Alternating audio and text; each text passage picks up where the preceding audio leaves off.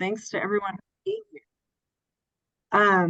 So we'll get started first by announcing that this meeting is being interpreted in Spanish. Jorge is our interpreter. Esta audiencia va a ser traducida a español o interpretada en español. Jorge es el intérprete. So I'm going to enable interpretation in Zoom. So you'll see a globe icon pop up at the bottom of your screen. Please, please select that globe and then choose the language you'd like to listen to this meeting. Ahora voy a establecer.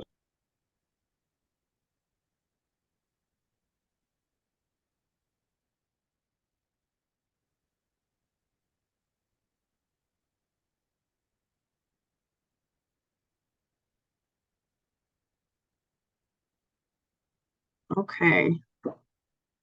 Was everyone able to select the language they like? Right.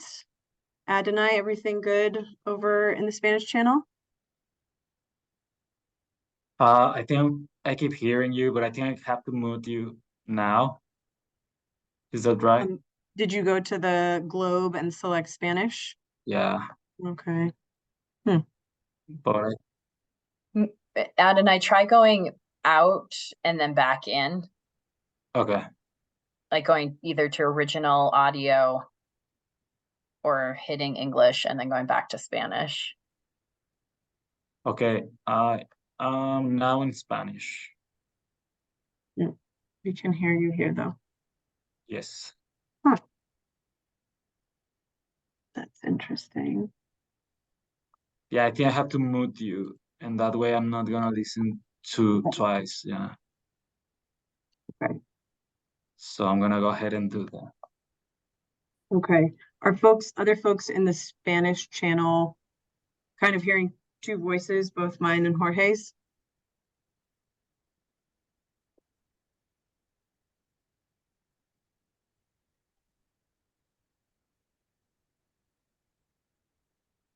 Sí, creo que es porque no han silenciado lo que es la interpretación en el idioma. Yes, I believe it was because you've silenced the interpretation in the language. I'm gonna try to ¿Cómo se hace eso? turn off Para que las demás personas puedan entender. the interpretation and just retry this. Okay. All right. I'm gonna turn the interpretation back on. And if everyone could select their channel.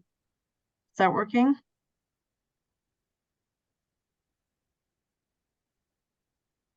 English channel can hear me? Okay. And Spanish channel can hear Jorge? Sí. Sí, yo escucho bien. Lo que hay que hacer es seleccionar el canal en español y ponerle mute o silencio al audio original para no escuchar doble, para solo escuchar en español. ¿Correcto? Así es, correcto. Pero también eso mismo necesitan decirles a las personas que están en el canal de inglés, porque les va a pasar lo mismo. Cuando la persona esté hablando en español, van a estar escuchando. Por eso le decía al señor Jorge que tiene que dar las instrucciones. And can everyone hear me in English too? I can hear you. Okay, so I think you guys have to mute the interpretation, or you cannot listen to us or to Jorge as well, or We don't hear Jorge, so Jorge's in the right place. But you just listen to Mickey, right? I can hear, yeah. We're just listening to Mickey, but when you as participants, Adonai and Lucy, are talking, okay, right now you're in the main audio, which shouldn't be the case, but yeah. Okay, no, but we'll listen just to Jorge in Spanish, and I think that'll be okay for now. Right? Okay, cool. I'm out then. Okay. Okay, well, we'll go ahead and get started, but please let us know if you're having a hard time understanding what's being said. Okay, we'll go ahead and get started. Thanks everyone so much for being here. My name's Mickey Davis, and really excited to have you all here for our kickoff of this contractor work for the Community Food Access Program. It also happens to be the launch day, the first day of our of the grant program opened this morning. So Así que this meeting's intending to vamos a esta audiencia. everyone meet each other, go over kind of broad strokes, what's the purpose of this work, and start to get into some of the details of those grant guidelines. I know some of you have really been looking at these at the specifics of the grant program in great detail, so we can start chatting about some of those gray areas, those big questions that are coming up as you're going through this content and starting this work. So I wanted to start with getting to know everybody. So I thought we might be able to go around the Zoom meeting room and introduce ourselves, state our name, which organization we are representing, if we are representing one, which region or sub-region we're going to be working in, and then a special skill that you personally are bringing to this work. So I'd love to start maybe with the Denver Metro group. Hallie, would you like to kick us off and then send it over to another member of your team? Yeah, I can do that. I'm seeing though that in the Spanish, Jorge's voice is getting cut off on the Spanish channel, so they're not able to hear very well, only some parts. I wonder if that's Jorge's connection. Yeah. Jorge, maybe would you like to turn off your video? That may help with the connection. Okay, I've done that. Okay. Folks, let us know if that helped at all. Díganos si If it doesn't get better, let us know in the chat. And then when Spanish speaking folks are introducing themselves, then we'll have to figure out like how to interpret that for English speakers. Yeah. Okay, sounds good. My name's Hallie. My pronouns are she, her, and ella. I am the director for the Jefferson County Food Policy Council. Yeah. Is there anything else, Mickey? Sorry. Are you able to see this? Is my screen shared here? Organization, region, and special skill. Yeah. Okay. Yeah, so we're working with others across the Denver metro region to do the outreach and TA. And then what I'm bringing to this team is coordination among all the different groups in the Denver metro area. So yeah, that's me. I'll pass it over to Javier.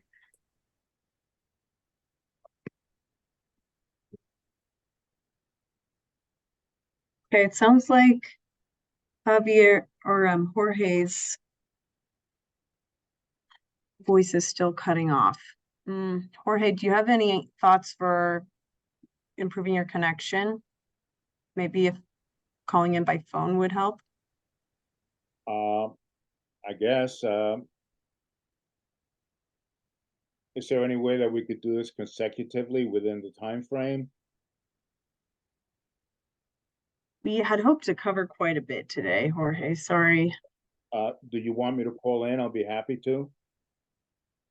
Sure. Yeah, why don't we give that a try? What's the number?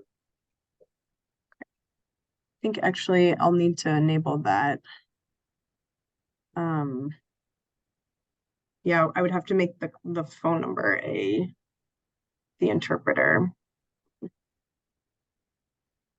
Mickey, maybe I can try to do that. Okay. Hold on one sec.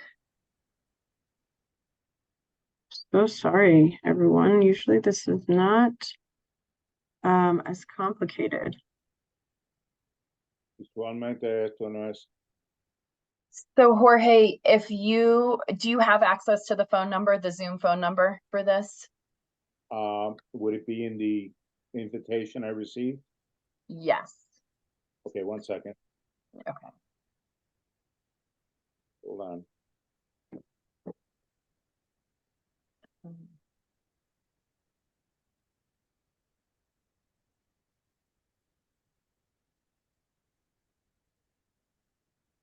I'm gonna put it in the chat as well. Okay, I think I got it. Okay. So log off, Okay. please. And then when you come back in, I will try to enable interpretation Okay. on your phone number.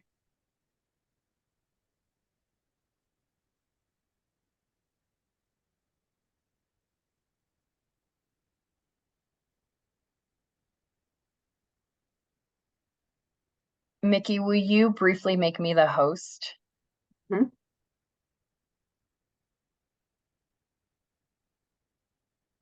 Great. And then I don't know if we should keep going with some introductions. Wait.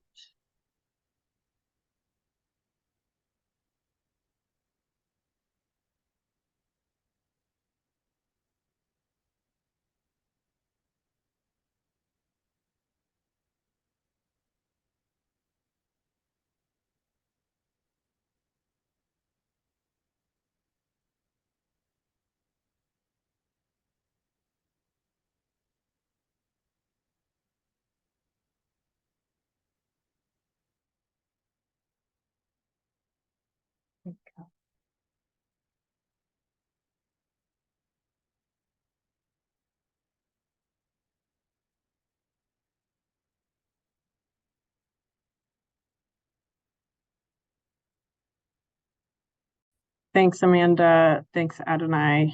And super sorry about this, everybody. Okay, Hallie, who did you select was it Javier? Okay, Javier, go ahead with your introduction. Hi, my name is Javier. I'm the community organizer with the JEFCO Food Policy Council, with Hallie. I'm not sure if there was any other question because I was in the Spanish channel, so let me know. Do you have a special skill that you're bringing to this work?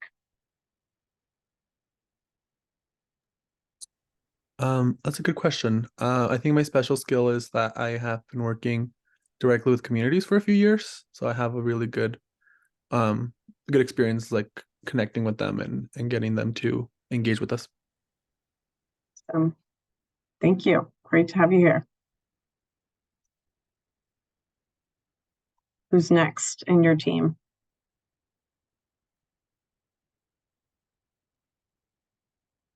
I'll pass it to Lucy.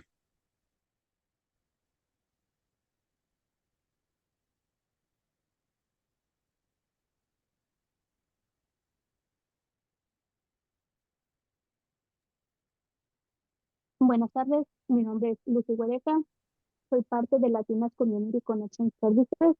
Nosotros estamos trabajando en toda el área metropolitana y nuestro trabajo es hacer conexión con las comunidades, las organizaciones y los recursos existentes. She's Lucy, she's part of Latinas community. Nuestro proyecto es que vamos a hablar uno a uno con las personas que deseen aplicar para esta beca. She's really excited because she's gonna be working with people one-on-one, people that's trying to apply for the grant.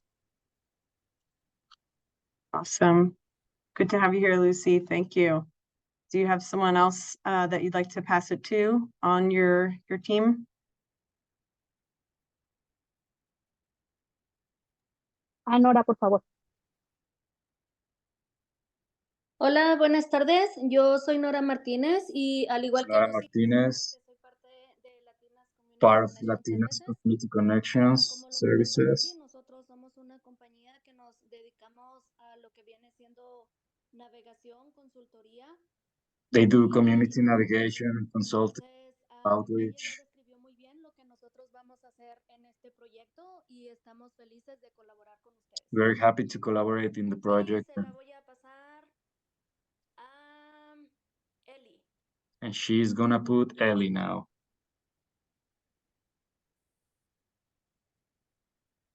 Ellie, okay.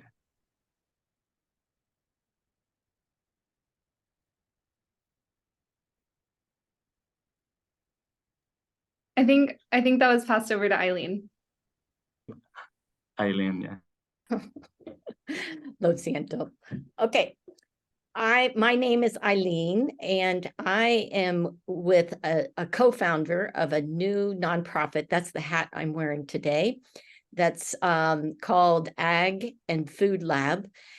We are headquarters on a 35-acre farm in Bennett, and we are offering support services to small businesses, including farms, and providing land access to businesses. My pronouns are she, her, and my skill is that I have a lot of expertise in food systems, and I have 10 years of administering grant funds under a federal program, and then also many years of submitting grant applications successfully. So that's me. And I'm glad to be here. Thanks, Eileen. Is there anyone else representing the Denver metro area contractor?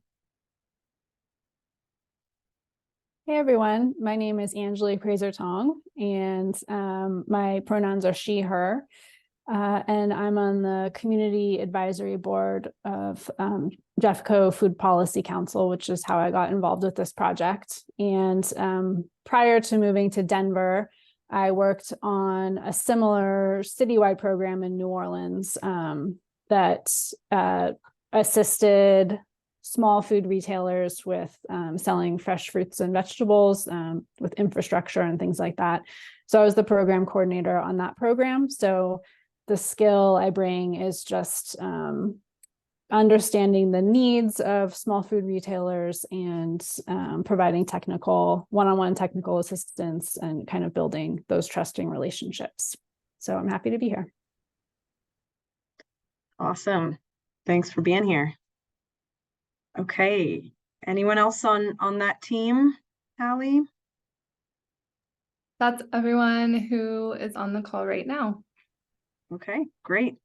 Well, I'll pass it over to Max to introduce the San Luis Valley contracting group. Yeah, thank you.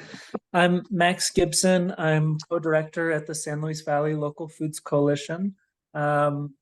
And we have on our call today, we've got Jay and she's with us.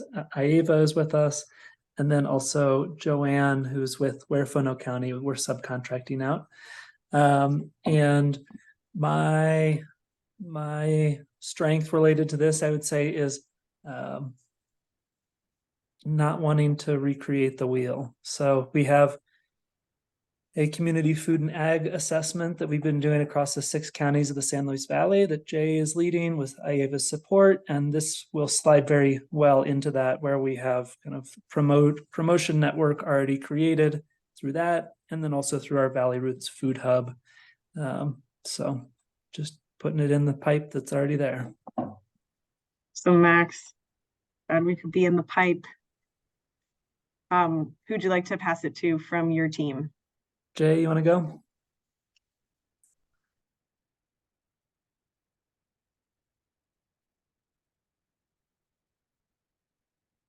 Okay, it's having a hard time unmuting. I'm Jay Sanders. And yeah, Max said a lot of it. It works out that the Local Foods Coalition already has, like, we have a directory of all, most of the producers in our area. and food businesses. So I think that we're really, well positioned to do outreach pretty efficiently, with the network we have, and then plus the work that I'm doing with this assessment and strategic plan that's very community driven. So yeah, I'll pass it to Aiva.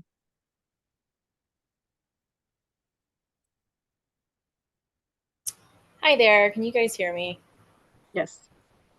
Awesome. So yeah, I'm Ava Williams, and like Jay said, Max kind of gave a really good overview of that. I am currently the assistant helping out with this project, and I think that a big strength that I have and a big hope that I have for this entire project is to be able to do a lot of that outreach, the fundraising, advertising, and kind of help full circle bring the community together for this project to ideally make some good changes. So thank you very much. Good to meet you, Aiva. And then Joanne, you want to introduce yourself? Sure. Hi, everybody. I'm Joanne Ugolini. I'm here representing Morphinell County Economic Development.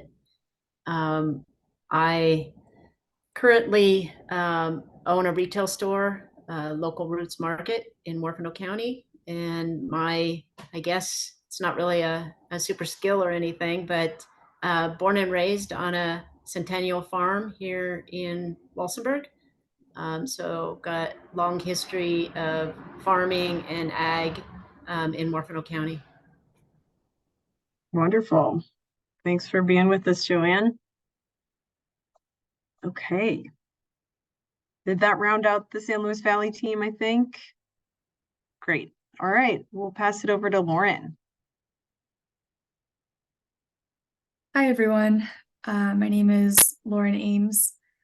I work for the Good Food Collective, which is an organization based in Durango, although we kind of serve Southwest Colorado. Our kind of service territory for this specific contract is Southwest Colorado minus Montrose, Delta, and Mesa counties. And then I've also got Susan Kelly here, who is doing outreach and TA for San Miguel and Ouray counties. And I think a special skill that I'm bringing to the table is just a pretty solid network of local producers and food businesses that, the Good Food Collective has developed throughout our work, as it perfectly aligns with our mission of supporting our local food system. And additionally, writing successful federal grants and administering them, which is a very niche skill set that I feel like doesn't come in handy very often, but maybe now it will. Susan, do you want to introduce yourself? Hey, I'm Susan Kelly. I am working with Lauren at the Good Food Collective, and I'm doing Ouray in San Miguel County. And let's see, I don't know that I could really nail down a skill, but I would say that I definitely have a passion for connecting people with good food and local food. So I think that's kind of what's driving my motivation and interest in this pretty cool project.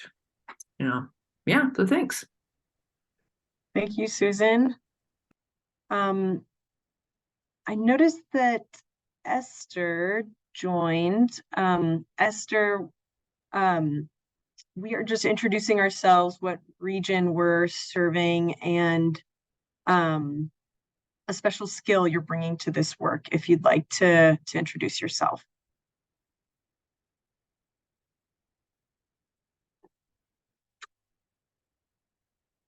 Just as a brief, if Esther isn't talking, so they obtained another interpreter for us. And I saw both Eric and Esther come in, so I don't know if both of them are interpreters. Eric and Esther, could you let us know? Interpreter. Eric, you are? Okay. I am an interpreter. Okay, so we're gonna stop the current interpretation one more time, restart it so that you can be the interpreter, and we'll keep moving. Okay. Thanks everyone for your introductions and for bearing with our interpretation challenges. But I was hoping to sort of set some precedents here and set the stage for what this program's all about and what this will be. So are folks able to see my shared screen with our agenda on it? Great. And down below, we have the agenda in Spanish. So feel free to take a look down there. So yeah, this program is a long time coming, but really excited to finally launch it today, really. So based off of legislation that passed in last year's legislative session, funded with some COVID relief money, Colorado was able to establish this community food access program. And the purpose of this community food access program is to increase access to or lower prices for healthy food in low income and underserved areas of the state by supporting small food retailers. That's the direct language that's in the bill that establishes this program. And yeah, I just want to highlight that this is a really unique opportunity for independent grocery stores, carnicerias, bodegas to join this conversation and be supported as they do the important work that they already do in nourishing their communities. It's also a really great opportunity to connect Colorado farmers to low-income, low-access populations and support small food retailers. So I know you probably all have read this purpose statement, but I just want to highlight it so that you can all keep it central to the work that we start doing, because everything really is going to come back to this purpose. There's going to be a lot of gray areas as we navigate who's eligible, what projects are eligible, and at the end of the day, increasing access to healthy food for low-income, low-access populations is going to be the primary goal and the primary outcome that we're looking to accomplish. So what outcomes are we hoping to see through this work? Not just through the grant, but also through our consortium and our tax credit. We're hoping to see the prices of fresh, healthy food possibly go down for folks living in an otherwise low-income, low-access community. We're hoping to see fresh food available where it maybe wasn't before. We're hoping to create more sales opportunities for small farmers in Colorado, and give folks more options for where they can use their EBT cards. So those are just some examples of what we're hoping to accomplish with this work. And yeah, hopefully we can keep that central as we go about navigating who to talk to and what kinds of what kinds of projects will be supported.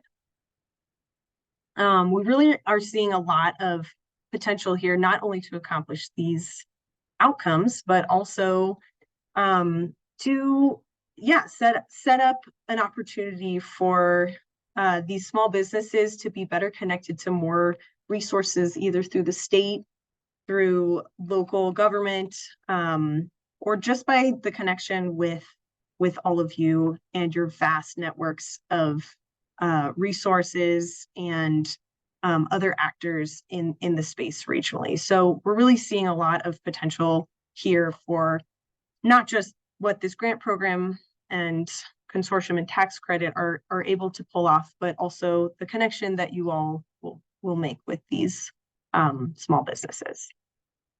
We're also really excited for the opportunity to be part of this partnership. Many of you may know each other already, but yeah, we think this will be a really great opportunity for our program to learn from all of you to learn from each other, and for us to build a program that's really impactful and hopefully moves the needle in some meaningful ways. So any questions about kind of the overarching theme for this work, or yeah, your role in it?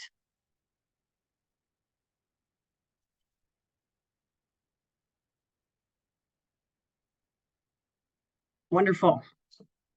I just want to briefly mention again the SLFRF funds. That stands for state and local, gosh, state and local fiscal recovery fund. And that will be coming up again and again and again. We are, this is the pot of money that came to Colorado for all kinds of really exciting projects in the wake of COVID-19. So the design of this program was influenced by three things, really. One, the bounds that we need to stay within to be compliant with this pot of money.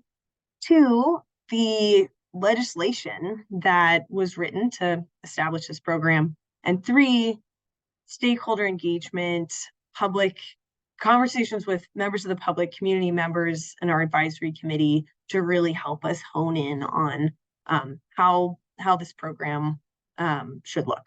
So we've tried to strike a balance between all of those three needs. Sometimes, you know, they're at odds with each other, but I just want to bring it up because there are many times where you may be wondering, why does this grant have to have this stipulation? A lot of times it comes back to the strings attached with this federal money. So just want to put that out there. And then next, I want to talk about the timeline. As you know, the first round of the grant has opened up today, and we'll have a little over a month for that grant to be open, and the application period will close on the 7th. We'll then do the evaluation process and select the awarded proposals, and then take lessons learned and quickly adapt the grant program as is, so that we can launch round 2 in the early months of next year, hopefully January. If funds remain, we will have a third round of grants in April that will likely close till June, or close in June. But we're really hoping to have all of the funds for the grant allocated by, shortly after June. So that's sort of the rough timeline of the grant. The consortium, which we're not going to talk about in great detail today, but you should know is essentially a group of small food retailers and small family farms who will come together in quarterly meetings and also benefit from some other programs that will offer to help lower the cost of distribution fees and connect small food retailers with small family farms. So that first quarterly meeting we're hoping to launch in December. So after the first round of grants. So we've got a bit of time there, just in terms of what you all need to know and communicate to grantees. We're also not going to talk in great detail about the tax credit associated with this program, but we do have a tax credit that launches in January of 2024. In all of your contracts, it's not spelled out that you'll help us promote this tax credit, but I do think it's important that you're aware of what it's going to, what the process is going to be like, and how these small food retailers and small family farms can leverage it so that they can think strategically about how to apply for a grant and how to receive a tax credit. So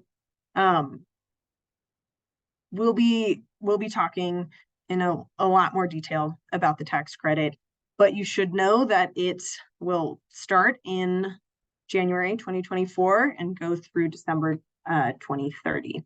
So those tax credits will be for equipment, the same equipment that's outlined as eligible for the grant. Yeah, for the Small Food Business Recovery and Resilience Grant. Any questions about that timeline or SLFRF?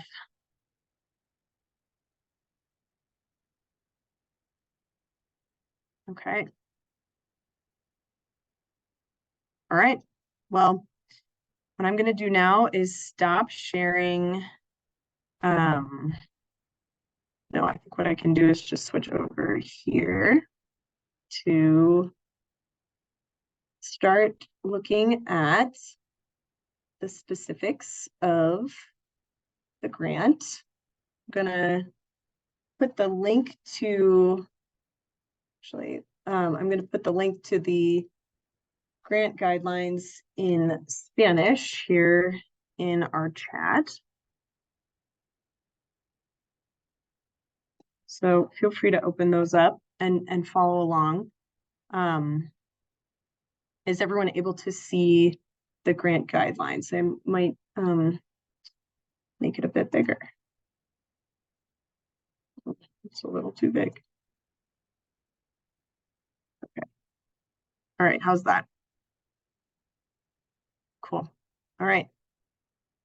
Okay, so I know some of you have really read through this document really carefully. This grant packet is on our website, and we designed this grant guideline packet to essentially be, one, a training for all of you, two, something that could be printed out and a hard copy could be taken from place to place as outreach occurs. And three, a better opportunity for translation. It contains all the same information that's on our website, but if you use the feature on our website to translate into another language, it's just using Google Translate. So this allowed us to kind of have a more accurate translation. And I want to highlight that we are happy to have this translated in a different language. We have it in English and Spanish. If there's a need for this translation in a different language, please let us know.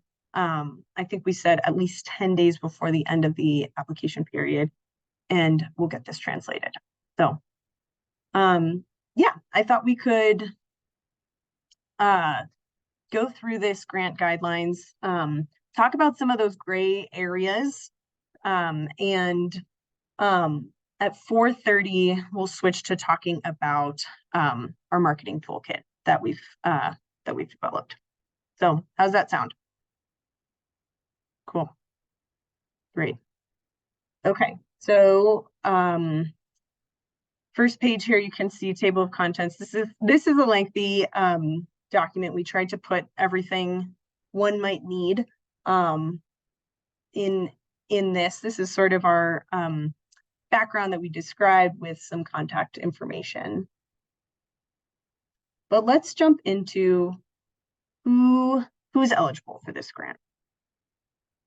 So this may seem straightforward and clear, but I know you can all think of a lot of businesses that may fall into sort of that gray area of am I eligible? But only small food retailers and small family farms are eligible to apply for this grant.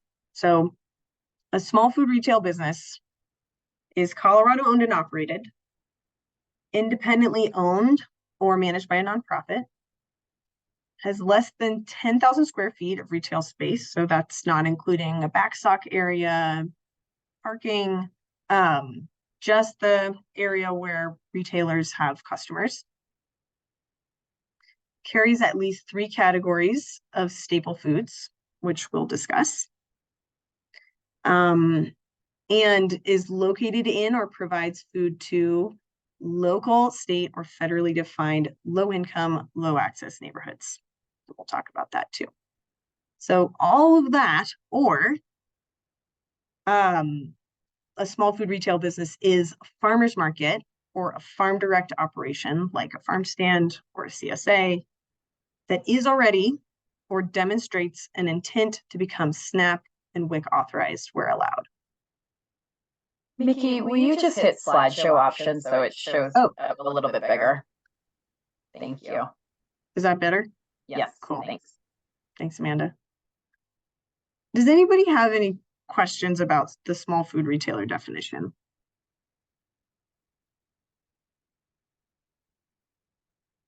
Go ahead, Jay.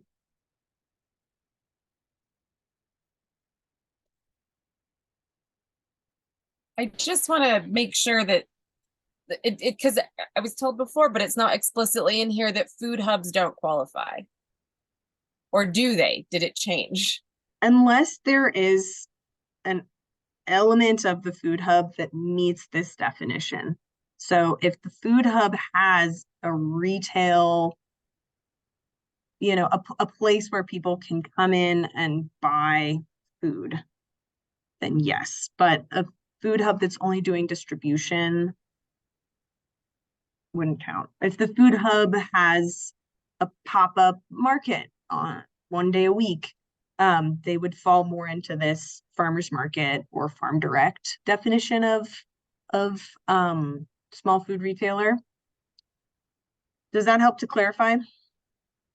Yeah, that's great. So if it's just doing distribution and doesn't have a space people can come to, but if they do have a space, that changes a little. Yeah. All right, great. So yeah, just going back to that purpose, you know, to expand. So, I mean, I think one of the best ways to think about this is to put yourselves in the shoes of someone who lives in a low income, low access area. Is this a place where if they were funded, my options would increase, right? I'd have another place to buy fresh food, or I have more options at, you know, the place where I can buy fresh food or healthy food. Does that help? Okay. The other kinds of businesses that are eligible for this grant are small family farms. So a small family farm is defined as farm that's Colorado owned and operated and has an annual gross revenue below $350,000. So one big question, I think a lot of family farms may fit in 2 categories. They might have a farm stand, in which case they would meet the definition, or they would need to meet the definition of small food retailer, farm direct, right? So yeah, I think there's going to be a lot of gray area there, and we'll talk about specific circumstances. But the idea for supporting small family farm businesses is to facilitate purchases or operations that help these small family farms support the small food retailers, right? So expenses related to growing more product just for small food retailers in a low income, low access area, or yeah, a truck that would help them distribute. Those represent eligible projects under this grant. Where things get kind of tricky is when farmers are looking to grow product to deliver directly to, say, WIC families, and the food is free. Unfortunately, the way this grant is set up, it's really focused on supporting the retail food environment and increasing the retail food options. So I really want to highlight that because that's an area where we're definitely getting a lot of questions. Anything coming up there? Anyone want to ask anything? Jay, go ahead.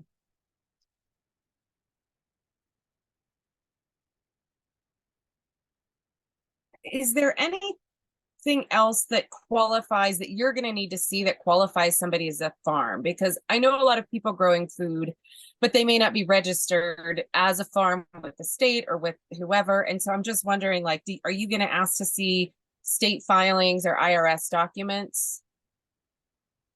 That's actually a really good question. We have a whole sheet on what our supporting documents will be. But yeah, I think, yeah, we may need to think a little bit more about that farm designation. But yeah, we'll get to supporting documents. I'd hope to get to our supporting documents page today. But just to preface that, every qualifier here will need to be proven. So the way we've set up the grant program is folks don't need to submit proof of these things in order to apply, but if their proposal is selected, they will need to submit invoices that prove that they carry at least 3 staple foods, for example. So we'll get to that on the supporting documents slide, but yeah, Jay. Yeah, because that's a thing that is just like, I want to know ahead of time so they don't bother applying if they actually can't produce this right documents. Right. You know what I mean? Like that's sort of something like I want to front load in talking to people, particularly farmers, because there's like a variety of farmers doing all sorts of things. And I just want to make sure we're not wasting our time and their time.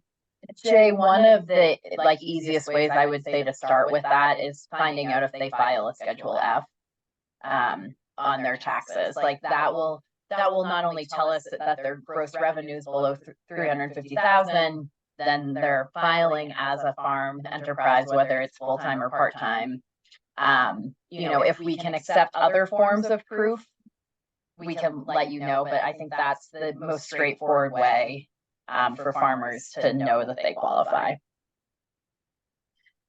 Lauren, go ahead. Sorry. Amanda, can you write in the chat what you just told Jay to ask for when talking to farmers? I don't know if anyone else is getting this. I'm getting some echo from your microphone when you speak. Yeah, I'm getting a little bit of feedback too. Let me just flip to required documents.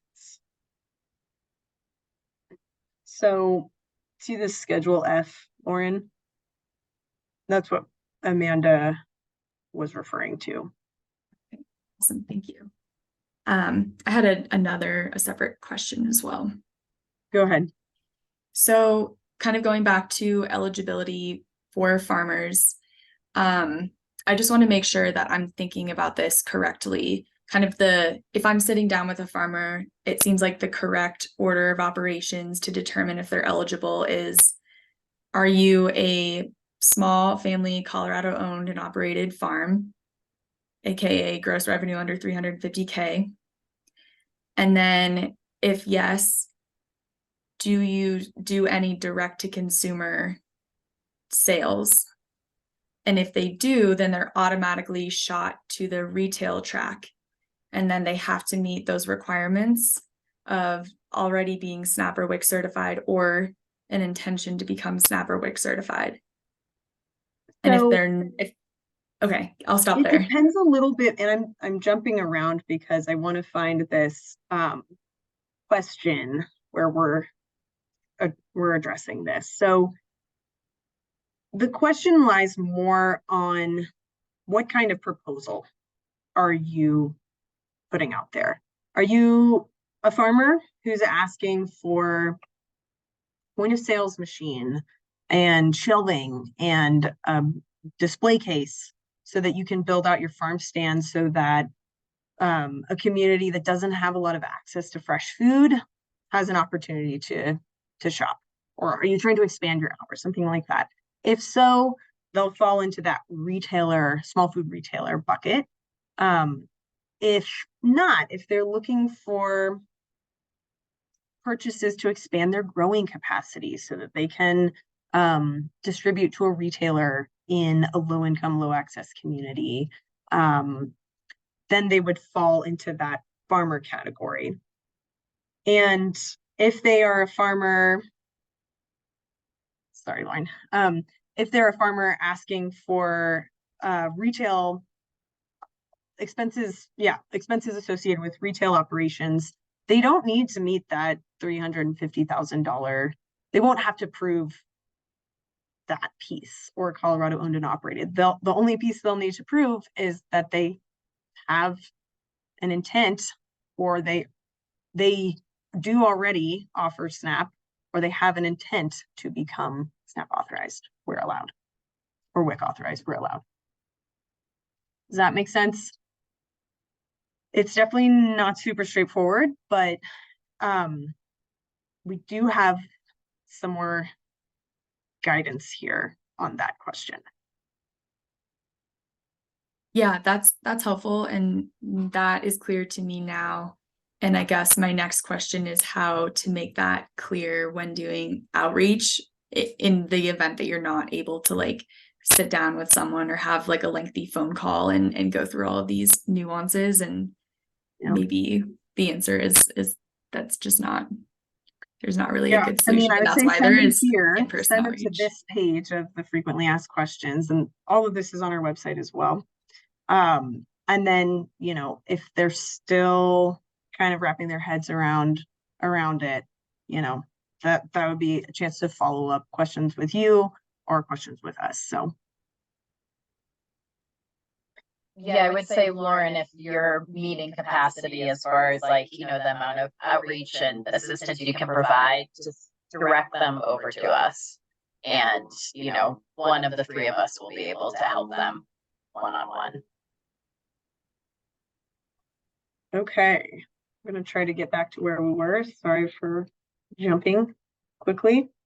Any other questions about businesses that are eligible? Susan? Yes. May I ask a question? It's back actually about the small food retail business. I can think of just a few businesses offhand that I know restaurants aren't eligible, but that provide prepared food in, say, half the space, and then carry you know, just one of the three, you know, in three categories in their other space. Is there a percentage of space? How are you looking at that? So no, I mean, the space would just be related to how big is their retail space, and assuming that doesn't exceed 10,000 square feet.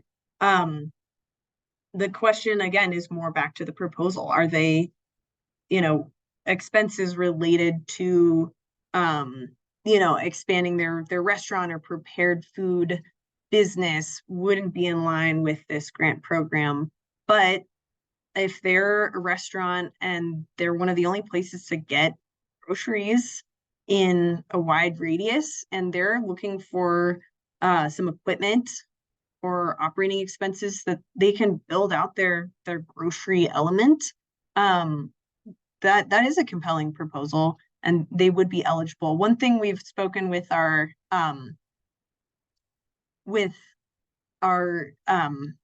colleagues over at the Department of Health and Environment, just being careful around permitting.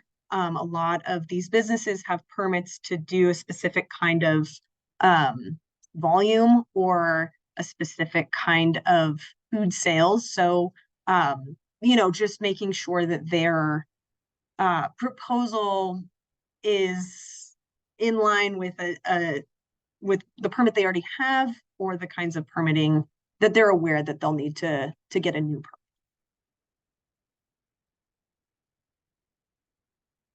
Thanks, Susan. Any other questions about eligibility? And we can spend all day on this, because honestly, this is knowing who's eligible is 50% of the battle here in understanding what kinds of outreach to do. So ask away.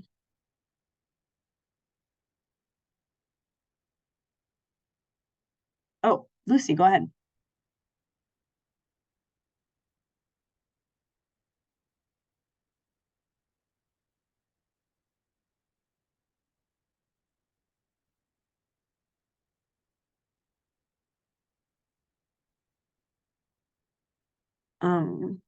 Eric, I'm not hearing any interpretation.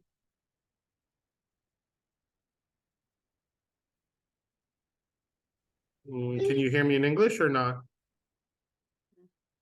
Can anyone hear me? Hello? Eric, I can hear you. I right now. can't for some reason. Maybe I'm in the wrong channel.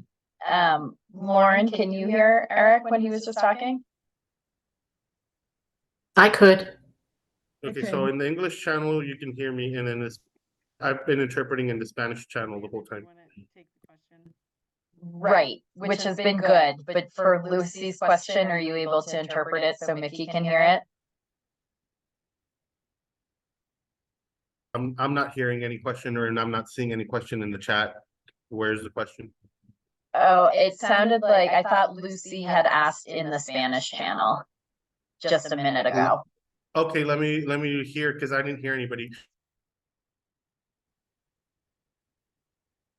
Sí, yo levanté la mano porque era algo que iba a preguntar. It was something I was going to ask. In the stores that we know as Mexican stores, many of them, they sell what is like, they have the SNAP program, but we sell it in, we also sell inside the store food. I want to plan if these stores are also eligible for this program.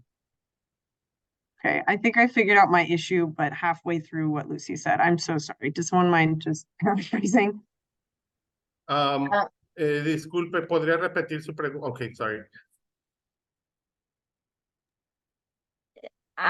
Okay, mi pregunta es. My question is, what we know as like Mexican stores, many of these have products that they sell for their own clients. However, inside the same store, they also sell foods that's already prepared. In this case, an example is for, let's say, the meat store, the Mexican one, that we call it a meat store, but they also sell products for clients for food, fruit, milk, eggs, all that.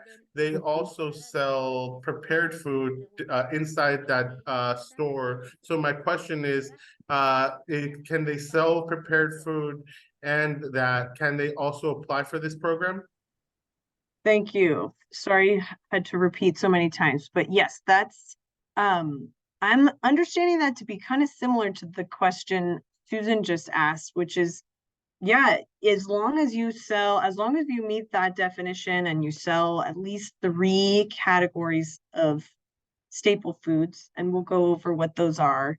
And the proposal is asking to expand those, not the prepared foods, but sort of those ingredients that you would grocery shop for, that would be eligible. So long as the permitting doesn't change anything about their permit, or they're prepared to get a new permit to allow for that.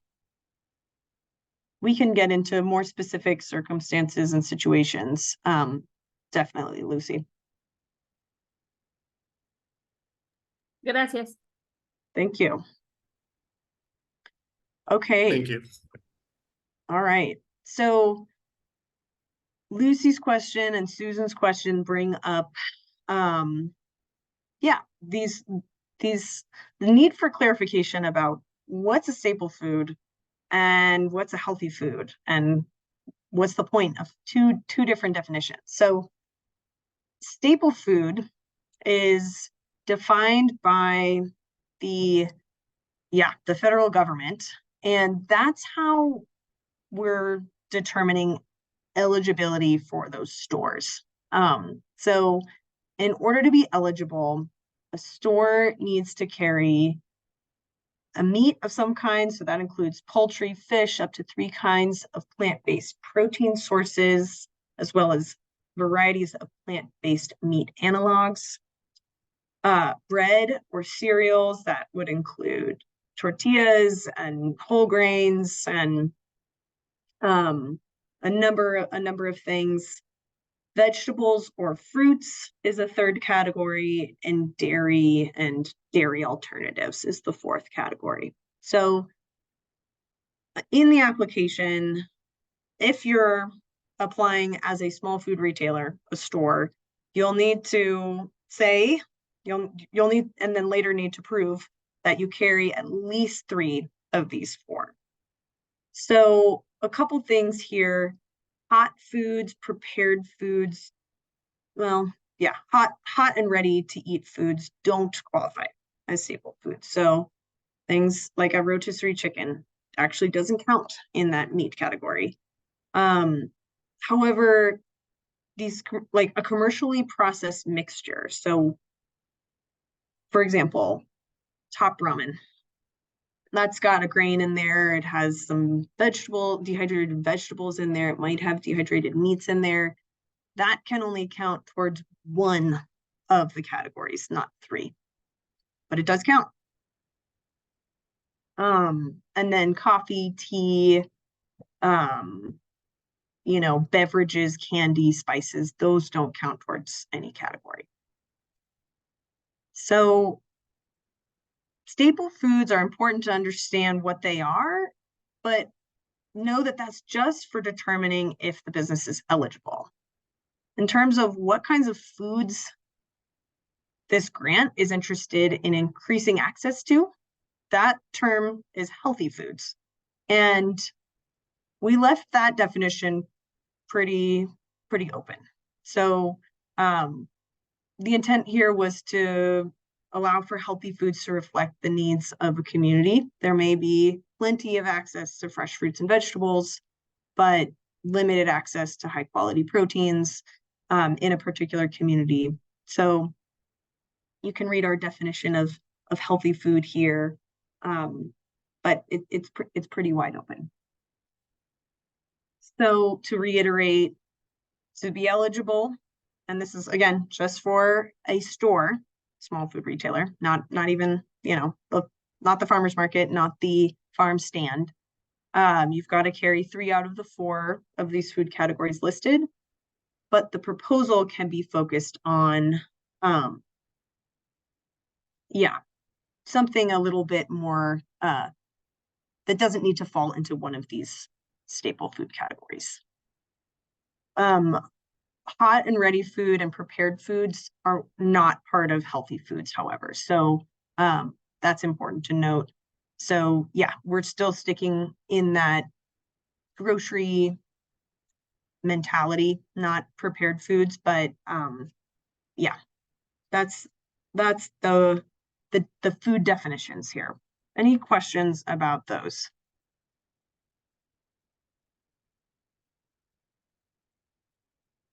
Go ahead, Jay. There's this line, and I'd love to hear an example of what this means. Under the healthy food section, it says other food items that may not normally present in a particular location, but that serve the culinary and health needs of a particular population. Can you tell me what an example of that would be? That's sort of getting at they're not available, right? That's back to the purpose of this program, increasing access to healthy food. So yeah, if they're not if they're not easy to obtain in an area, neighborhood, or region, but they have a culinary value, a nutritional value, a health value, that counts as healthy food.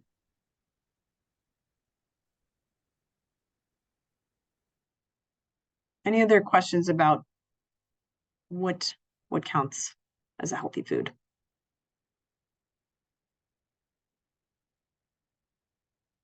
Okay. We will move on here to another hot topic. What is a low income, low access community? And we've abbreviated this to LILA community. And yeah, there's a lot of question about how does one determine that they're in. I mean, you may remember a store must be located in a low income, low access area. So how do we know where those are? So we have 3 maps available. All of these QR codes are clickable. And actually just go to this now. Are you all seeing our map here? Great. So one easy way to do this is to type an address into the search bar, and it will pop up, you know, whether it's in a low income, low access area or not. You can also just sort of zoom in. You'll notice that there are some areas that are likely ineligible. So I want to talk about how limited the data is, and how we want to acknowledge that there are areas where the data hasn't really caught up with the real story of what's going on, or there's sort of a micro area that really does struggle to access healthy food. So if a business is located in one of these yellow areas, they shouldn't assume they shouldn't apply. They'll just need to provide some data that really builds their case that that support is needed in this area to expand access to healthy food. This map is probably the most comprehensive and easy to use of all maps we've offered. It also has the most eligible areas, but the other maps are, we provided because it's of interest for the federal funding. So, Jay, is that a raised hand? Yeah, so our whole region is in that low income, low access thing. And I'm wondering though, if there is gonna be any, but then some of our areas like within Alamosa are even less access than like where near the grocery store. So I'm wondering if that is gonna matter at all. Like if when you guys are vetting these locations, if someone can prove that our specific spot is in more need than this other spot, or if it's just not gonna matter because we're designated that way. That's a great question, Jay. And for businesses located in, a likely ineligible area, we're going to need like data.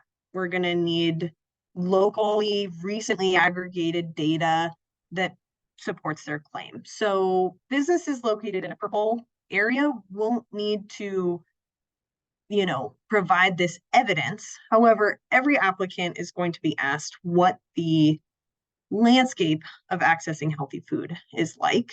And that will be assessed as part of the selection criteria. Cool. Any other comments or thoughts?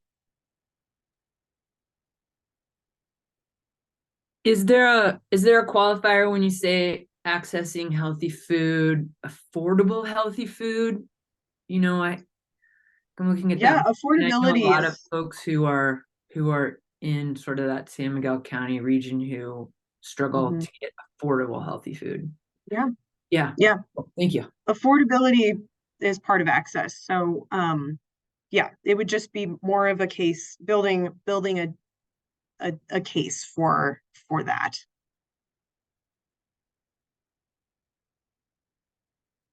Any other comments, questions about a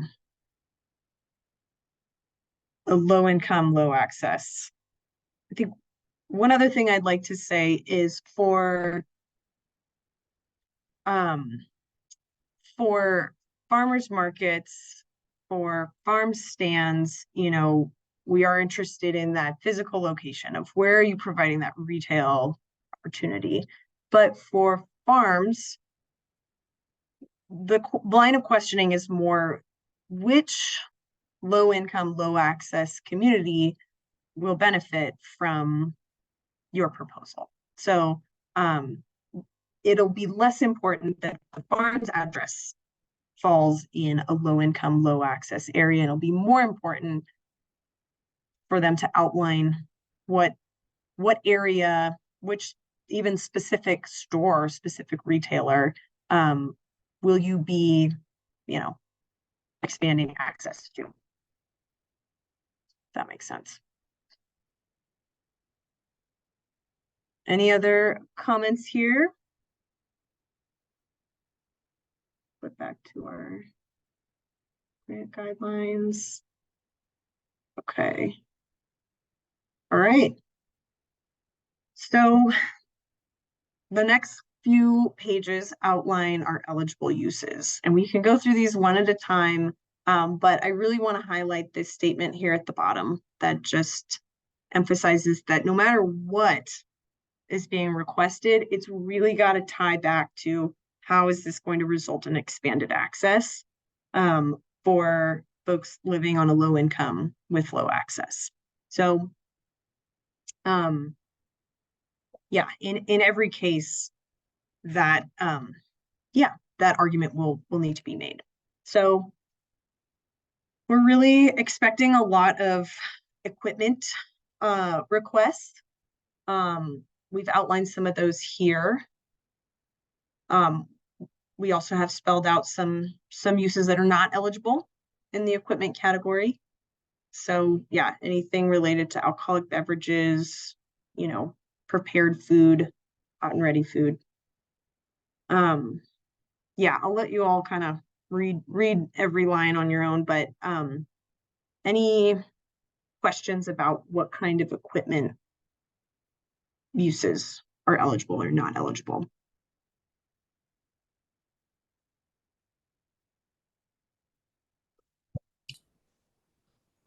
I have a question. When you say equipment for prepared foods, what do you mean by that? Like an oven, that wouldn't be eligible. Yeah, restaurant supply equipment. So if the oven is used to make bread more affordable, that's not applicable? Yeah, I mean, that kind of gets into like, is the store making bread? Or is it, yeah, it's really focused more on the retail side of things, but we can look on that on a case-by-case basis. I think that's a really good gray area question. But yeah, the line of thinking here is we want to watch out going down a slippery slope of, expanding access to prepared meals, because our retailers, the best, the best, most equipped business to expand access to prepared meals. So that's where we're going with that, Joanne. But I think that example, if there's a store that does bake bread in-house and they have, they otherwise meet all the criteria of what it means to be a small food retailer, I think that's something we could explore. And if bread is identified as a real need in that community, if that helps. And just so you know where I'm coming from, the context around that is one of the like the most things that I sell is bread. Mm-hmm. And I source that bread, and then it tends to be it's all homemade or baked in small places, Mm-hmm. but it's $10, $12, $15 a loaf. Mm-hmm. And the idea is if I can make it here, I mean, it's flour, salt, and water. Mm-hmm. It could be provided for a lot less. Yeah, I mean, I think that's a really compelling argument. And that's exactly the line of thinking we're looking at, right? So yeah, I think let's put a pin in that one and kind of talk amongst our team and look at our compliance. You know, there's a slew of compliance things we've got to get back to, and I'll have a more fleshed out answer on the oven specific question, but yeah, thanks for that scenario. Thank you. Any other questions about equipment? I had a question, Mickey. So just around delivery trucks, sometimes it makes more sense for multiple organizations to share a truck. In that case, would they apply as like a joint application? Would each one have to, or would there be like one central organization that would be the applicant? How would that work? This is a really good question, and this came up for a lot of different circumstances, and essentially it opened a huge can of worms with how we are classifying the grant applicants in terms in the framework that that our SLFRF compliance is thinking about things. So we had originally thought, let's encourage collaborative proposals for collaborative solutions. That created a big problem, which I can get into later. But our workaround was, you know, that will be assessed on a case-by-case basis, but the only issue is when the ownership of the piece of equipment is shared, and it's sort of like this pass-through situation, because that elevates their status from a beneficiary to a subrecipient. So we are assessing that on a case-by-case basis, and we'll have to take those directly to our compliance team.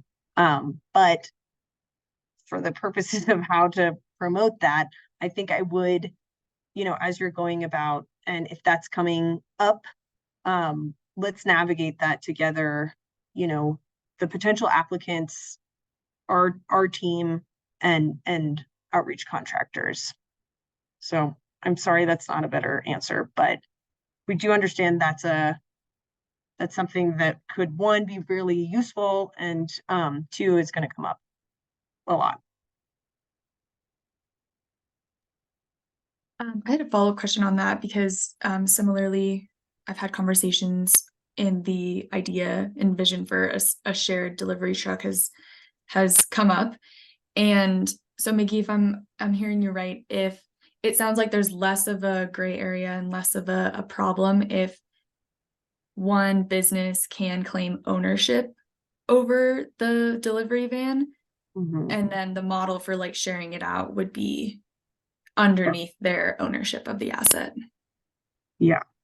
And okay, let me just go back to our team and understand how they want to know about that, how they want to see what that's all about. But yeah, we'll get back to you on the best way for applicants that are interested in applying for shared equipment to go about that.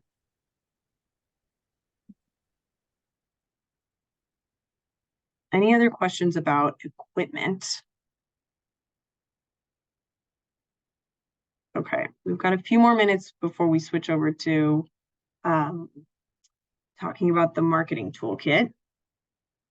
But I want to highlight these eligible uses under the accounting and book management support category and the point of sale systems. These are fairly straightforward. There's not a whole lot of examples of eligible uses, but yeah, these are encouraged. And you know, one thing we'll really be looking for, especially with point of sales system, is SNAP and or WIC compatibility. So any questions about that? Yeah, Joanne, go ahead. So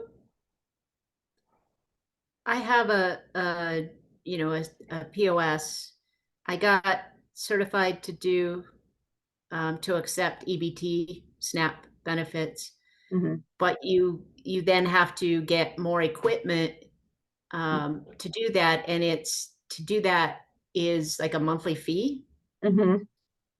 Is that monthly fee, like how do you get that into the grant, or is it eligible? Great question. And that falls under the category of operating expenses, but that is one. So operating expenses, there's a lot of them. Let me find subscription for Snap WIC payment processing app. Does that sound about right, Joanne? Yep, that's it. So with all operating expenses, we just want to be aware of the time frame. All funds need to be spent by December 31st of 2026. So with operating expenses, we want to just think about what's the time frame that folks are proposing to spend them. Another big thing about operating expenses, and we'll definitely get into this more in another training, is the level of reporting required for, you know, a recurring expense, or an expense taking place every month or every 2 weeks over years. That will be a burden on the applicant, and we want to be really transparent upfront what the submission of receipts will look like. And we all are really grateful for all of you to help us communicate what that's going to require, and so they can kind of make that decision if they prefer to apply for something that's just one large expense that would require one receipt, one submission of a receipt, versus, you know, a lot of paperwork. But it is eligible, and it is something they should definitely consider if that's if that's going to result in expanded access for low-income members of their community. So I'm really excited at how far we were able to get through this grant guideline, but I'm going to pause here and shift over to talking about this marketing toolkit. And I will put the link to the marketing toolkit in Spanish in the chat for folks to see that.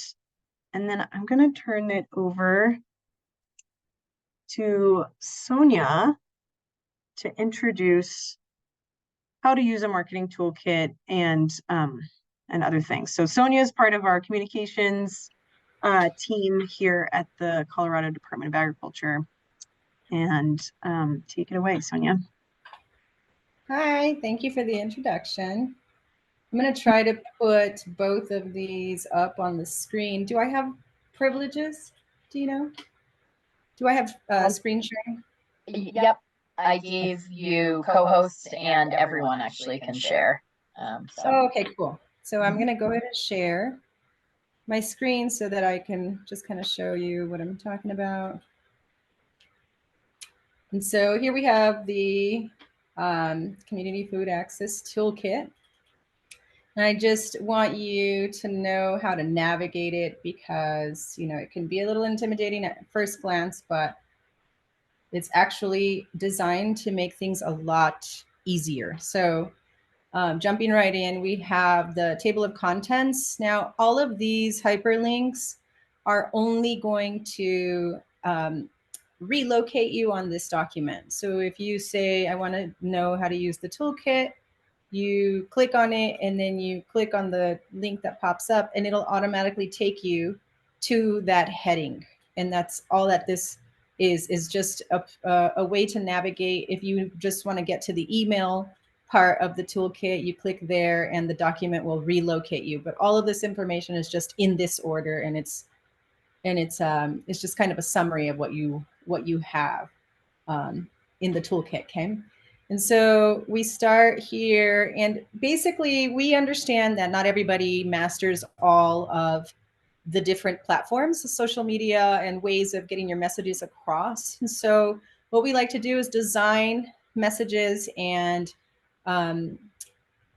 what info or graphics that are specific to those platforms in size and resolution, so that all you have to do is download, upload, copy, and paste to whichever platform. So, we'll use Instagram as an example, and let's go down to Instagram.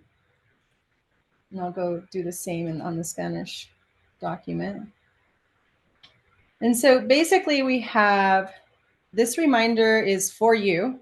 Double check that the link in your profile is up to date, because you're not able to put links in the actual post. So you always have to refer people back up to your bio, your profile space.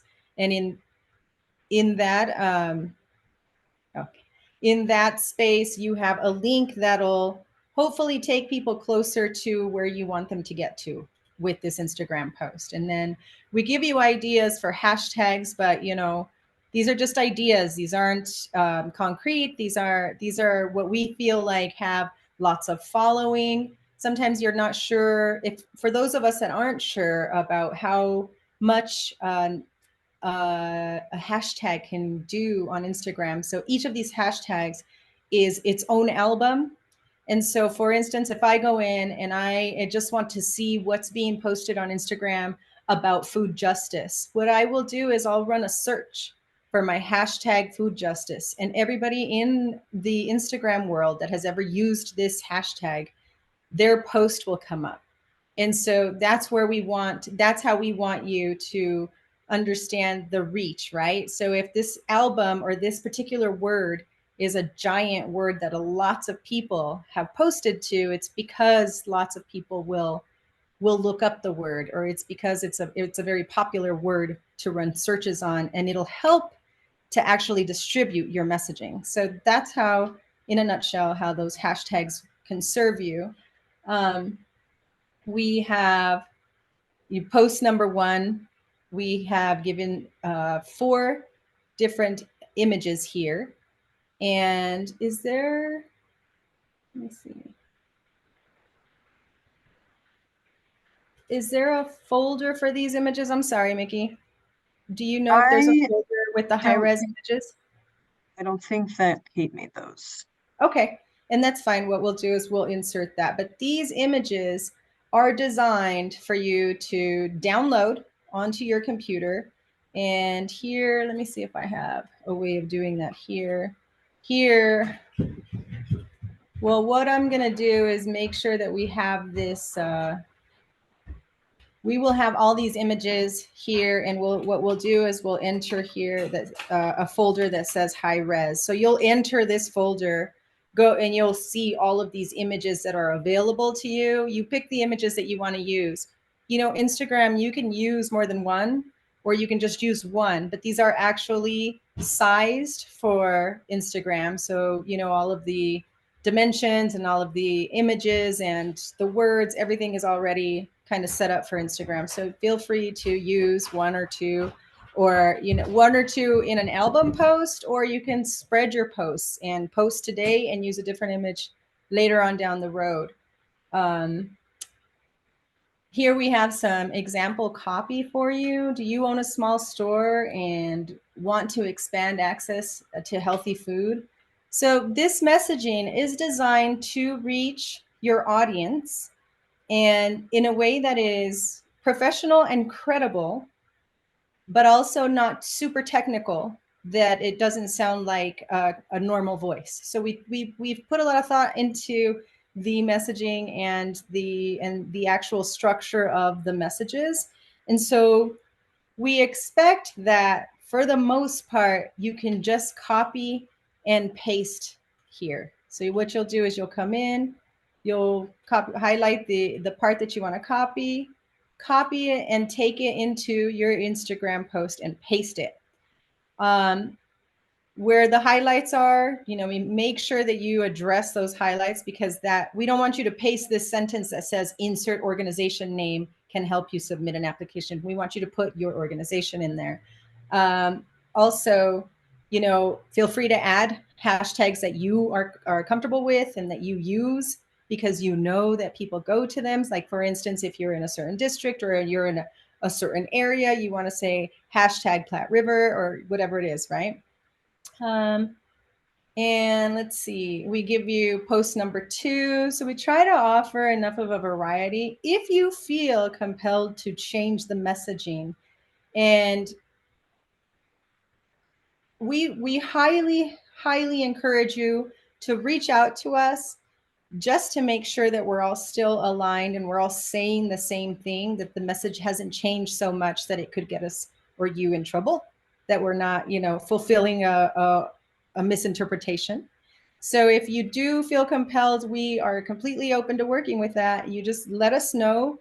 If you have any questions or run into any problems with any of the things that you see here on the toolkit, somebody is always available. So you can shoot an email, somebody will receive it, and we will, amongst all of us, kind of figure out who can address it. So please don't feel like, you know, oh, you hit a wall and you're on your own. You know, these are designed for all of us to kind of work together, and that's what we are here for. So if you have any questions, please don't hesitate to either reach out, or if you have questions now, a shared folder. Yes, I will. We'll make sure that we get a shared folder. I didn't realize that we hadn't created it, but we have all the images. So all we have to do is create the folder and put everything in there, and you guys will have complete access, and the access will be linked in this document, the toolkit. I also wondered if we were to make a few of our own posts, like with our images, do we need to use your logo on them like you have it here? That's a good question, Mickey. I would just say, you know, for consistency of messaging and just making sure everything's accurate, the last thing we'd want to do is, you know, say that something is eligible and it's not, or say that someone could apply and they're not eligible. So, you know, let's in the beginning at least just run it by us.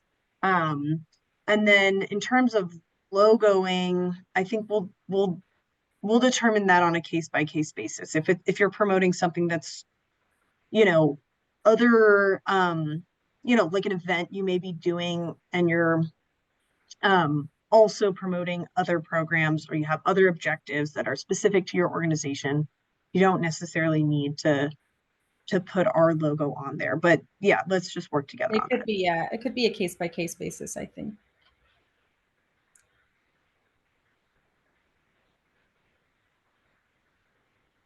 Okay, any other questions on that toolkit?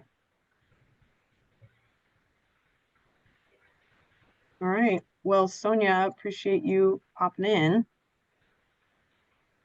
And yep, I'm excited about the program. Yeah, Sonia's been a huge help in getting everything up and running and out there in the world. So, okay, we'll see you later, Sonia. Okay. So we've got 20 minutes left. I had hoped to, yeah, we can keep going through the grant guidelines. I also want to give you a sense of what's next. So I'm going to jump us back over to the grant guidelines document here, so that yeah, we can keep going through eligible uses. All right, can folks see this again? Okay. So yeah, back to operating expenses. This is definitely the largest category of types of eligible uses.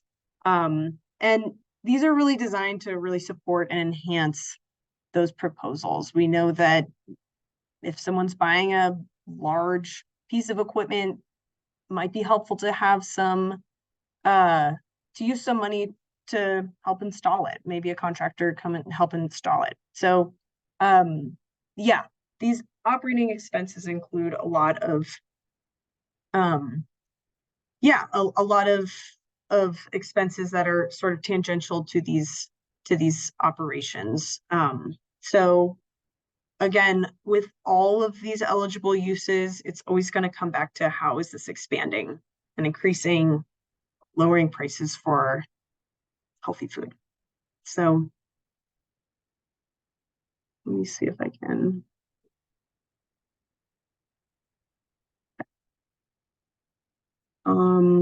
Yeah. Any questions coming up about these eligible uses? There's two pages of eligible operating expenses, one page of not eligible operating expenses. So direct purchase of food, that's a question we get a lot. Anything related to, taxes, insurance, loan repayment. We have utility expenses as an eligible use if they're associated with a recent purchase of a new piece of equipment that's increasing those utility costs. But if it's not related to that, that's not eligible. Another huge important element of this work is the concept of duplication of benefits. And this is something where we really are under a microscope here at CDA to ensure that the funds we're giving out here isn't doubling up on funds the same business got for the same thing. So there are questions on the application ensuring, that will ask, have you received funds for the same thing? And we will be doing a due diligence process there to make sure that there's no fraud occurring. So something to keep in mind as you go out into the world, if maybe perhaps you're visiting a store that received a grant through the pilot program a few years ago, run through the Colorado Blueprint to End Hunger. That would be something we'd want to clearly outline. This request is for something different. There's no overlap in paying for the same thing with different funds.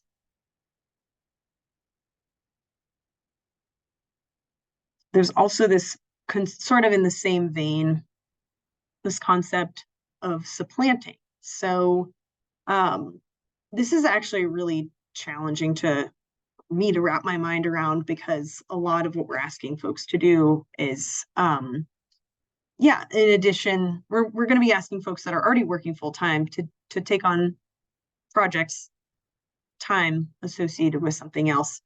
The strings attached with the funding are very strict about not supporting a salaried position that was already full-time with funds to support that salary, unless duties are really, really explicitly displaced to a different employee or a new employee. So there's so much complication around that concept that we really tried to keep things focused in terms of what kind of personnel and personal service expenses are related to new staff to maintain supply, stock, those normal operations, new staff associated with expansion and increased activity. So any questions about any of these eligible uses? I know we've been here for almost 2 hours, and we can always come back to this at a later date when our minds are fresher. Yeah, I guess around the staff time. So if it's an existing employee and they'll be taking on new duties related to selling more healthy food, well, stocking the produce, maintaining it, that would not be covered, or you would just have to document their job description change, or can you just go into that with a little more detail? This was a really tough one because we really had hoped that would be you know, we know that just because someone gets a new cooler doesn't mean they have the bandwidth to hire a new staff person, especially if it's for partial hours. I think as it stands now, we've been really told by our compliance team that if it's an existing staff person, it's going to be really tough to justify it. Yeah, it's like this concept of working more than 40 hours doesn't compute with the way FTE is calculated. So we'll bring this back to our compliance team. But as it stands now, no, it would just be a new staff person for those duties. However, you know, existing staff time for, you know, creating like a construction project, a build out, you know, something that's clearly separate from, or clearly associated and separate and kind of contained is my understanding with the with a new equipment purchase. So one way to potentially do it would be, you know, if this is someone who is full-time, you know, but the business needs those extra hours, there's no one else to do it, set it up as like a contract, you know, that this person's sort of a specialist who can do this work and have that sort of documented. I mean, I think we'd have to still clear that with our compliance people, but it would kind of fall into a somewhat different category. And then I think the other way that's probably fuzzier is if they are part-time and like the business is able to create sort of a new full-time position and call it such that it's a new full-time position, but really they're just, you know, they're promoting that person to this new position. And I think like we would, again, we have to get that more clear, but yeah, just carving out hours, like changing things up from a current full-time position, you know, to like change 5 hours to do this work, that's not going to work. It has to be somehow like designated as a separate position. And then again, you know, bearing in mind the invoicing that will be required for personnel expenses, will be more paperwork. So just weighing all of those options, and if it really is the highest need, then going for it. But yeah, just taking in all the information. I'm just Ayava. Ayava? Hi, yeah, no, you're totally fine. So I just have a super quick question, and it might be something I'm personally missing, or you guys maybe haven't sent out quite yet. But just in terms of the grant application process, do you have an ability for us to maybe like access, I guess, the application outside of the website? I came to the website to take a look at it, and the online application looks like we have to basically go through it as if we are applying. And I personally would like, if it's available, to see the application fully outside of something that actually has to be applied on the website. Does that make sense? Great question. And yes, we have. So are you all able to see the website right now? So what we've been looking through are these grant guidelines right here. And they essentially have everything on this website, except down here, you can view the application questions before applying. And we have them in English and Spanish. If it would be helpful to make another QR code and put it in the grant guidelines, we can do that. But here you can, and I'm glad you asked this because this is a PDF of the branched Google form. So I just want to draw your attention here to the fact that the first question, their answer to the first question will determine which set of questions they are answering. So if someone is answering as a small family farm, you're going to skip all the way to question 73 to see which questions they'll be answering. So all of the questions in the application are here in this PDF in English here, and then in Spanish here. Awesome. So, Thank you so much for that clarification. yeah, thanks for asking. So we've just got a few minutes left. Lauren, go ahead. Yeah, I have a question kind of about the competitiveness of this first round of grant applications. I know that some regions still don't have dedicated outreach and technical assistance providers. So I'm curious if you plan on like setting aside a certain chunk of money for the first round, and then no matter how many applications you receive, saving some for another round in 2024.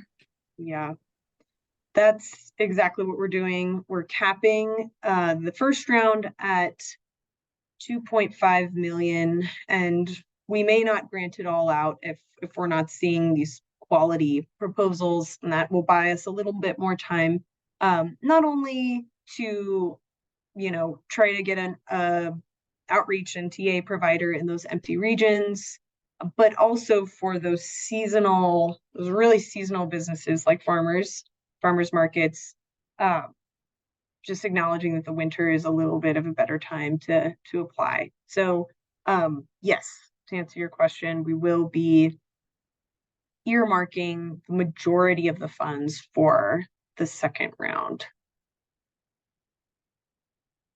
Thanks for that question. So I want to kind of pull back and talk about what's next.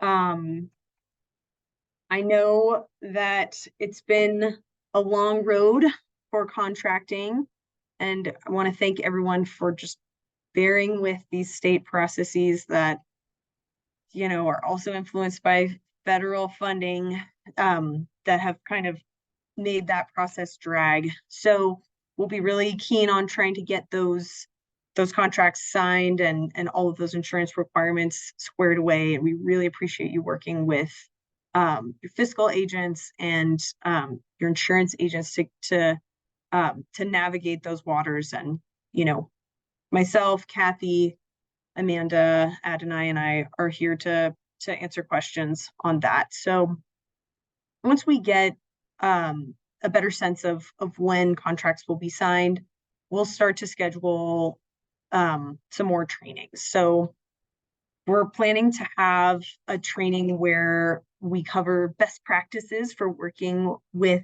these small businesses, and that will be led by a subcontractor of Jefferson County Food Policy Council. This is a group that's done a lot of this work in the past, and they're going to outline some tips and tricks for working with especially small food retailers. So we'll be planning that. I also want to note that on October 3rd, we're hosting an information session for the general public. So we'll be giving a quick rundown of the grant's purpose, and we highly encourage everyone to arrive and be there for the question and answer part, because we anticipate there will be, you know, some questions similar to the kinds of questions you'll be getting out in the field. And you can also ask your own questions as you're doing more reading and deep diving. Yeah, just ask that you ask questions specific to eligibility and not in the realm of like, how should we go about outreach? Yeah, I think that will be more applicable for the audience there. We're also planning to host an entire training on invoicing, not just to make sure all of you are comfortable with how to do that so that you can receive payment from us, but also so you can share that knowledge in a technical assistance capacity for those applicants you're helping to apply. We'll schedule more meetings as needed too. I don't want you to feel like you cannot meet with us to get clarity on this work that you're doing. And again, you know, if you have a question that we can't answer, we'll take it back to our compliance team. and get that sorted out. So we appreciate all of the hardball questions. Keep them coming. And then hopefully once folks get trained up, we'll get in the groove of monthly meetings, and hopefully some more organizations will be on board as we work through the final processes of contracting and doing those competitive negotiations for the regions that did not submit a proposal. So I'll also share the reporting template that we walked through, the quarterly reporting template between contractors and CDA with everyone once contracts are fully signed and executed. And we'll also be asking for your contact information that you'd like as a contractor to go on our website so that folks learning about the program through our website can know how to get this special support and attention that you all will be so good at providing. So that's it for me. Any questions to round out this first orientation? Jay. I just want to make sure that, I mean, because I saw it in the back of this, that it says that grant awardees are required to become a consortium member. Yeah, we'll talk about because that's something I feel like is really important to let them know up front too, if they're just like really not comfortable doing that. And that obligation is to meet quarterly, like on Zoom. And Jay, it's not even, we're not taking attendance. It's an invitation to join a network that will offer benefits and more, financial benefits as well as peer-to-peer learning.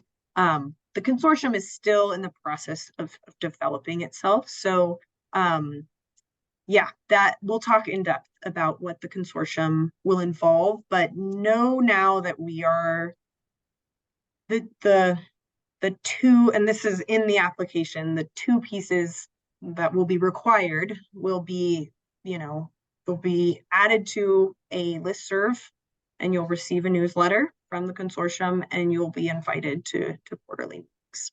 So okay, so it's an invitation to join, not a requirement, other than they'll be getting an email. Technically, the legislation requires awardees to be part of the consortium, but we are trying to design that consortium so it's not a burden to these small business owners. Okay, just that, yeah. Thanks. Yeah. And just to like reiterate what Mickey's saying, like that membership requirement, like the responsibility on the recipient's end is just that their name, their email address is associated with the consortium, but it's not like there's any requirement beyond that. They're invited to the meetings, they are part of the consortium, but all it is their name is on there and their email address to get the information.